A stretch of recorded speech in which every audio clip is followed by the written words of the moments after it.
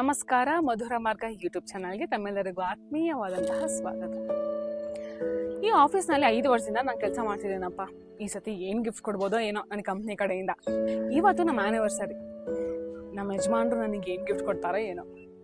ನನ್ನ close friend ನನ್ನ ಬರ್ಡೇಗೆ ಏನು ಸರ್ಪ್ರೈಸ್ ಕೊಡ್ತಾಳೋ ಏನೋ. ಹೀಗೆ ನಾವು ನಮ್ಮ ವರ್ಕ್ ಪ್ಲೇಸಲ್ಲಿ ಇರ್ಬೋದು, ಮನೇಲಿ ಇರ್ಬೋದು, ನಮ್ಮ ಫ್ರೆಂಡ್ಸ್ ಹತ್ರ ಇರ್ಬೋದು, ಏನಾದರೂ ಒಂದು ಗಿಫ್ಟ್ ಅವ್ರು ನಮಗೆ ಕೊಡ್ಲಪ್ಪ ಅಂತ ನಾವು ಎಕ್ಸ್ಪೆಕ್ಟ್ ಮಾಡ್ತಾ ಇರ್ತೀವಿ.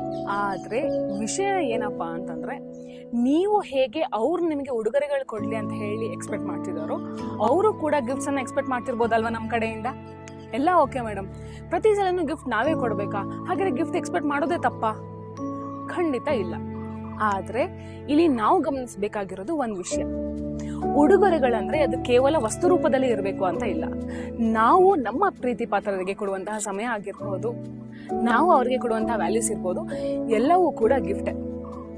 ಎರಡನೇದು, ಉಡುಗೊರೆಗಳನ್ನ ಯಾವಾಗಲೂ ಅವರೇ ಕೊಡ್ಲಿ ಇವರೇ ಕೊಡ್ಲಿ ಅಂತ ಎಕ್ಸ್ಪೆಕ್ಟ್ ಮಾಡೋ ಬದಲು ಉಡುಗೊರೆಗಳನ್ನ ನಾವು ಕೊಡ್ಬೋದು ಅಲ್ವಾ? ಯಾಕಂದ್ರೆ ಇಂಗ್ಲಿಷ್ನಲ್ಲಿ ಒಂದು ಮಾತಿದೆ, the more you give more you get it ಅಂತ. ನಾವು ಕೊಟ್ಟಷ್ಟು ಮತ್ತಷ್ಟು ಹೆಚ್ಚಾಗ್ತಾನೆ ಹೋಗುತ್ತೆ. ಅದು ನಾವು ಕೊಡುವಂಥ ಪ್ರೀತಿ ಇರಬಹುದು, ಗಿಫ್ಟ್ಸ್ ಇರಬಹುದು, ಕಾಳಜಿ ಇರಬಹುದು, ಅಥವಾ ನಮ್ಮ ವ್ಯಾಲ್ಯೂಬಲ್ ಟೈಮ್ ಕೂಡ ಇರಬಹುದು. ಟ್ರೈ ಮಾಡಿ ನೋಡಿ. ಮತ್ತೆ ಭೇಟಿಯಾಗೋಣ. ನಮಸ್ಕಾರ.